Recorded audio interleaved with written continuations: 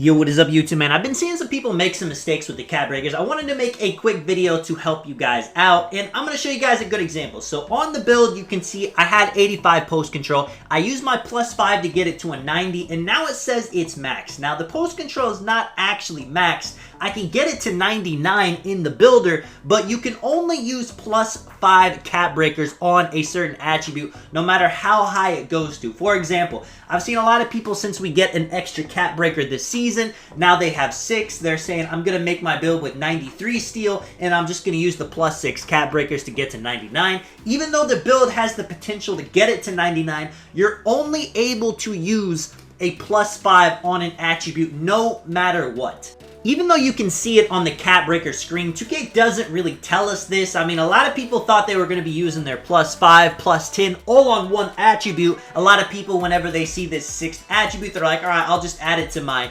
3-pointer. I'll just add it to my ball handle. I already added +5. Why not just add one more? And whenever people find out that you're not able to do that, it can definitely mess up a build, especially too if you're creating a new build, because it's very smart to create a build with cap breakers in mind. Now for me, my early builds, I wasn't making them with cap breakers in mind because I didn't know how long it would take. Now I got the +5, +6 once I hit level 40. So now with every single build, I'm going to make it with cap breakers in mind. And you can kind of see too, based on where you are in the rep, if you want to go ahead and plan ahead for getting more attributes, getting more +5s. You can't really plan ahead if 2K is going to drop more cap breakers in the seasons. But you will know, if you're a starter 5, if you're a vet 1, the chances are pretty good you're going to hit vet 2. Me, I'm currently starter 4. I'm like 20% in. I do think I will get the next +5 at vet 2, but it's definitely going to be a while for me. And there's other players who have been grinding rep like crazy, and they're already planning for their +15. What a lot of players do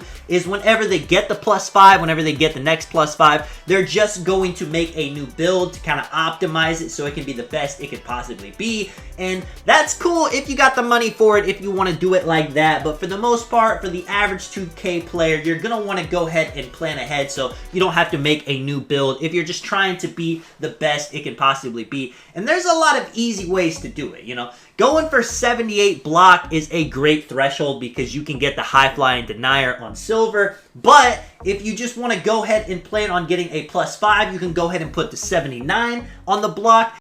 That's not going to unlock any other badges or takeovers, but whenever you get your next +5, you can put the +5 on block, go from 79 to 84, and that will give you another level of paint patroller. It'll get it to you on silver. Little things like that where maybe you can just put one more attribute somewhere else so you can set yourself up to get a new badge, to get a new threshold whenever you get the 2 +5s. And it's not really too expensive. Another thing I recommend too is with this +1, and you can plan, maybe you're thinking 2K is going to add another +1 in another season, which is very likely. If you want to go down on your pass act, something of that nature, so you can save more attributes and put it elsewhere, that's not a bad idea as well, because what a lot of people don't realize is you're not just saving the attribute on that certain stat. Stats are tied together in this game. So maybe you're a 7'2" center and you want to have higher pass act, but as you raise your pass act, your ball handle is going to go up with it. And at a certain point, your speed with ball will go up. Maybe you don't care about having a higher ball handle. So if you save a couple of points on the pass act, that also means your ball handling is not going to be raised up with it, which means you get 4, 5, maybe 6 attribute points that you wouldn't have had, that you would have wasted,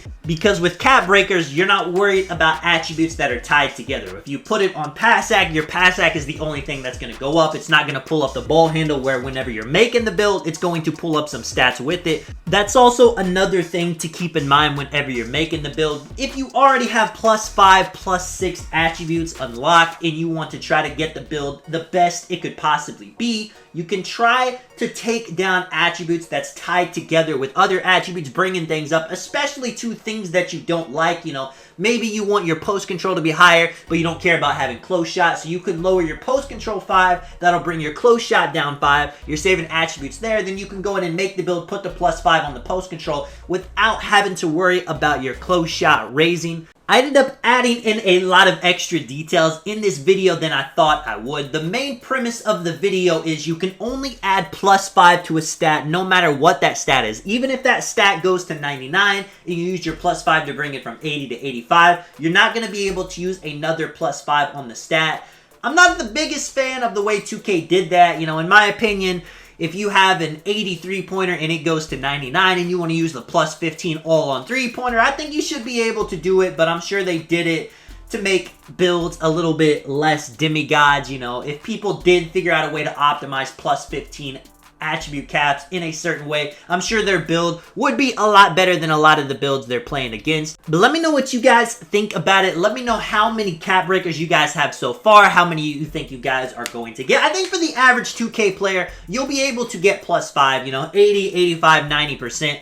I mean, I got the plus 5. I'm a YouTuber, so I'm playing way more than you guys, but I'm not at the level of people playing every single day, you know, people grinding rep to get the plus 10, the plus 15. It's going to take me a lot longer. One of the guys I play with, Apollo, he's already nearly vet 2, and he's top 150 in the world. So there is only a few of the grinders in 2K that are even close to getting the other plus 5. For the most of us, you know, plus 5, you know, plus 6 with hitting level 40. Maybe 2K is going to give us a couple extra ones. 7, 8, that's going to be about what we all get. And that will be good. It'll be able to help our builds out a bit. If you guys were curious about the gameplay too, this is just me on my new 6'6", but if you guys have not seen that build, definitely check it out. It's a lot of fun to play on the 2s. It can guard a lot of positions. 6'6", it's a bigger guard. Shoots 3s, dunks well, can play a bit as a lockdown. And if you guys did enjoy the video, if it helped you out, if you do want to drop a like and subscribe, of course, I do appreciate it a ton, man. This is Tonic. I will catch you guys in the next one. I'm out. Peace.